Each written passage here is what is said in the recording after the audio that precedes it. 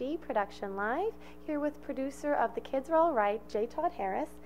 Todd, how are you feeling right now with the Academy Awards in literally just a few hours? Well, I'm as excited as can be. Actually, I'm an executive producer, but that's okay. That's okay. There are a lot, it takes a village to make one of these movies, and we had a number of producers and executive producers on the film, and it's funny, there's certain films that you kill yourself working on, and there's certain films where you just play a very strategic part, and honestly, I played a very strategic part, and The Kids Are All Right, and of course, it's blown through the roof. But I'm very excited about it. It's my first time ever to the Academy Awards after 37 movies, and I've never even been before, even though it's happening about 2 miles from my house. So very excited to go and really have my fingers crossed for Annette Bening, and just one statue would be nice. Okay, great. And I know that the director and co-writer Lisa Cholodenko is in a same-sex marriage with a child, and I was just wondering how closely her life mirrors that of the film. Well, I don't actually know all the details about Lisa's, family life, but I can tell you that this film has been gestating a long time with her. Her first film was a wonderful movie called High Art, and she also did Laurel Canyon, so these themes have been in her work before.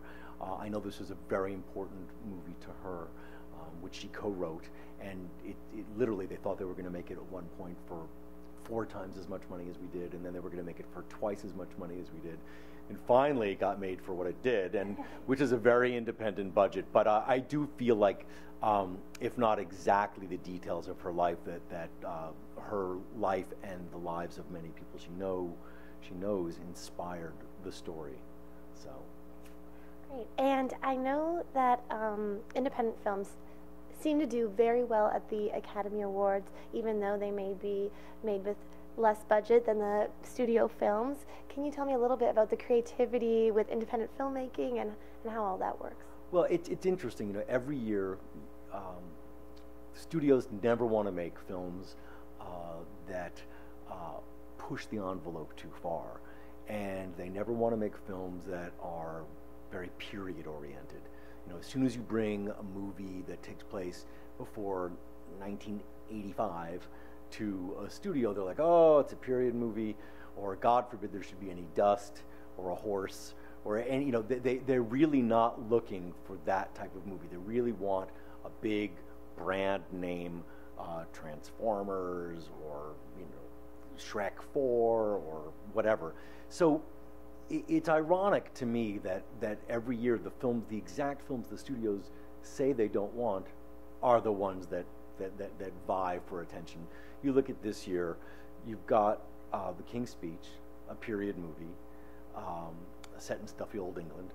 You've got The Kids Are All Right, about a lesbian relationship, although I think the success of that film is because I think once you start to watch it, kind of forget you're watching a movie about a lesbian relationship, and you think you're just really watching a movie about parenting.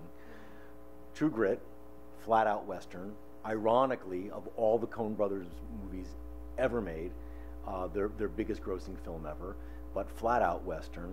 So it's even things like, now that the Academy has expanded the Best Picture category to 10 films, you get little films like, I'm drawing a blank on The Black Swan. Well, but The Black Swan isn't that little a film, but Winter's Bone. Winter's Bone, would never ever be up for Academy Award anything, but it's up for a Best Supporting Actor, I think. Yeah, Haley's. And Supporting Actress, and a tiny little movie, a script that I might have read and gone, where is this at? A girl's looking for her deadbeat father. What? I mean, but it's so well done that sometimes movies like that can really shine through.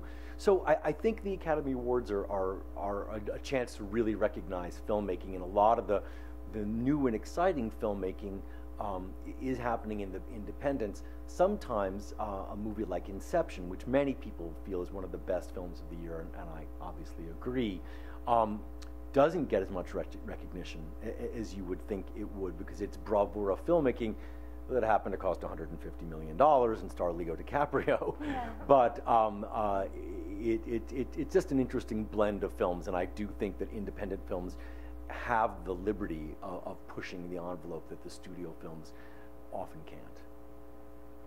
So, and can you tell me a little bit about your upcoming projects? Well, I'm excited about a movie coming out this summer called The Family Tree, starring Hope Davis and Dermot Mulroney, and a wonderful cast of everybody from Jane Seymour to Bow Wow to Shy McBride to Christina Hendricks to Gabrielle Anwar and Keith Carradine, and some wonderful up-and-coming actors like Max Thieriot and Madeline Zima and Brittany Robertson. So that's an exciting movie. Then there's something called Miss Nobody, starring Leslie Bibb and Adam Goldberg and Kathy Baker and Missy Pyle, which I'm excited about as well. Then I'm working on the first ever lacrosse movie, sort of a Mighty Ducks for lacrosse, or Bend It Like Beckham.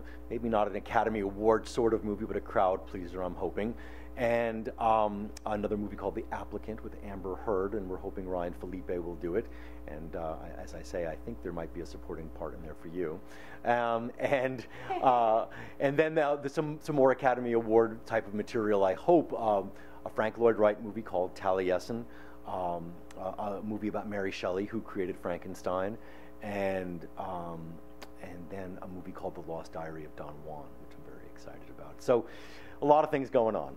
Okay, so you must be very busy right now. Very busy, and excited to try and repeat this process at least a few more times before I hang up my spurs. Okay, great. Well, I wish you the best of luck at the Academy Awards tonight and with all of your upcoming projects. Thank you very much. You too. You're welcome. Thank you. I'm Katie Uhlmann reporting for TTN-HD.